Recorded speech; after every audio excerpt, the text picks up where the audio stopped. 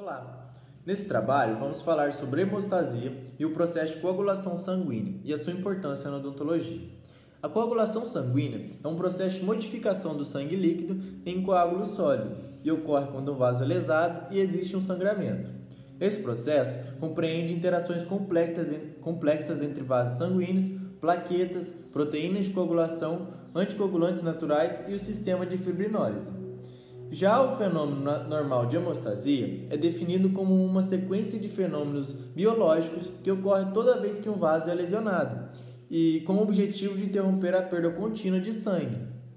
O mecanismo hemostático inclui 3 processos: a hemostasia primária, a hemostasia secundária, que envolve a coagulação, e a hemostasia terciária, que envolve o sistema fibrinolítico. Esses processos têm a finalidade de manter a fluidez necessária do sangue sem haver extravasamento pelos vasos ou obstrução do fluxo sanguíneo. Nesse contexto, é comum os cirurgiões dentistas depararem-se com pacientes que possuem tendências hemorrágicas. Portanto, é imprescindível o conhecimento sobre os mecanismos de hemostasia. Trata-se de um processo fisiológico cuja finalidade é manter o sangue em estado fluido dentro dos vasos sanguíneos quando lesionados. Então, os objetivos desse trabalho é dar importância ao estudo da coagulação sanguínea e da homeostasia e também ressaltar os impactos que esses pacientes que são portadores de transtorno na coagulação podem trazer para o atendimento odontológico. Hemostasia primária é o processo inicial da coagulação sanguínea desencadeado pela lesão vascular. Imediatamente, mecanismos locais produzem a vasoconstrição, alteração da permeabilidade vascular com produção de edema. A vasodilatação dos vasos tributários da região em que ocorreu a lesão e a adesão das plaquetas. Assim, a vasoconstrição diminui o fluxo de sangue no sítio de sangramento, tornando preferencial o fluxo pelos ramos colaterais dilatados. Simultaneamente, a formação de edema intersticial diminui o gradiente de pressão entre o interior do vaso lesado e a região adjacente, produzindo um tamponamento natural e auxiliando a hemostasia. Em condições normais, os vasos sanguíneos devem constituir um sistema tubular não trobogênico, capaz de desencadear por mecanismos locais os processos que iniciam a coagulação e que, após a recuperação da lesão anatômica, possam promover o coágulo e restabelecer a circulação local, a fibrinólise. O endotélio é de singular importância no controle de vários aspectos da homeostasia, posto que, além de secretar substâncias tais como a prostaciclina, ele é responsável pelas características não trobogênicas da superfície interna dos vasos sanguíneos. Durante a homeostasia secundária, ocorre a ativação de uma série de reações enzimáticas envolvendo as proteínas procoagulantes presentes no plasma, que levam à formação do coágulo sanguíneo. A coagulação ocorre em 3 etapas essenciais. A primeira, em resposta à ruptura do vaso ou a problemas relacionados ao próprio sangue. Ocorre no sangue a complexa cascata de reações químicas com participação de uma dúzia de fatores de coagulação. O resultado efetivo é a formação do complexo de substâncias ativas, chamado ativador de protrombina. O segundo ativador da protrombina catalisa a conversão da protrombina em trombina. E, por fim, a terceira. A trombina atua como uma enzima, convertendo o fibrinogênio em fibras de fibrina, formando emaranhados de plaquetas, células sanguíneas e plasma para formar o coágulo.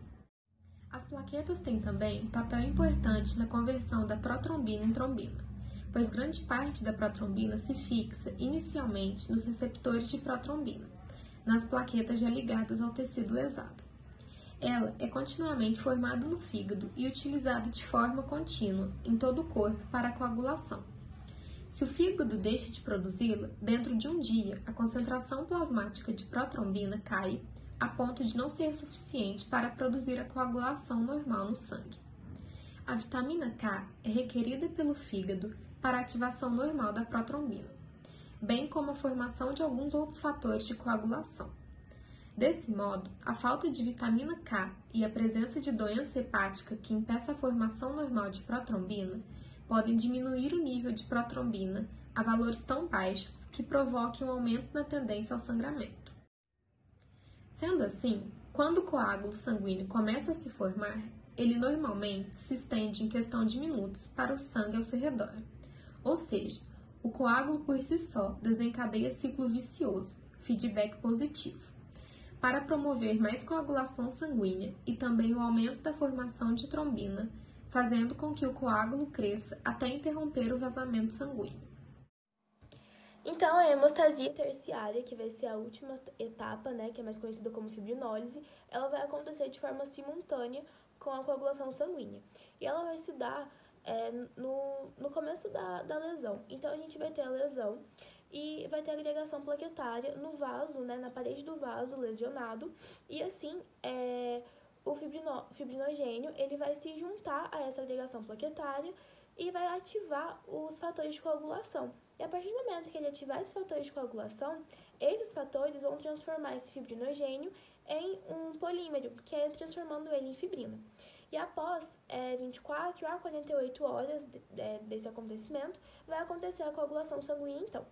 E aí, as moléculas de plasminas, as quais são atraídas pela fibrina, elas vão fazer a destruição da rede de fibrina, fazendo então a fibrinólise. Então, a fibrinólise é essa destruição que as moléculas de plasmina fazem na rede das fibrinas. E a partir desse momento, a gente vai ter então os produtos de degradação da fibrina, que eles vão ser fagocitados pelos macrófagos e eosinófilos, fazendo então com que tire esse excesso, né, de fibrina, restabelecendo o fluxo normal do sangue. Os pacientes com transtornos de coagulação sanguínea constituem um grupo que merece bastante atenção e cuidados especiais nas práticas odontológicas. A hemofilia e a doença de von Willebrand são as mais comuns coagulopatias hereditárias e elas devem ser detectadas antes de qualquer tratamento odontológico. Dessa forma, cirurgias e técnicas anestésicas de bloqueio do nervo alveolar inferior devem ser feitas com maior precaução, a fim de minimizar o risco de sangramento e outras complicações. O hematologista deve ser consultado sempre que qualquer tratamento invasivo for planejado. E o tratamento dos pacientes deve ser bem planejado pelo cirurgião dentista, em conjunto com um hematologista.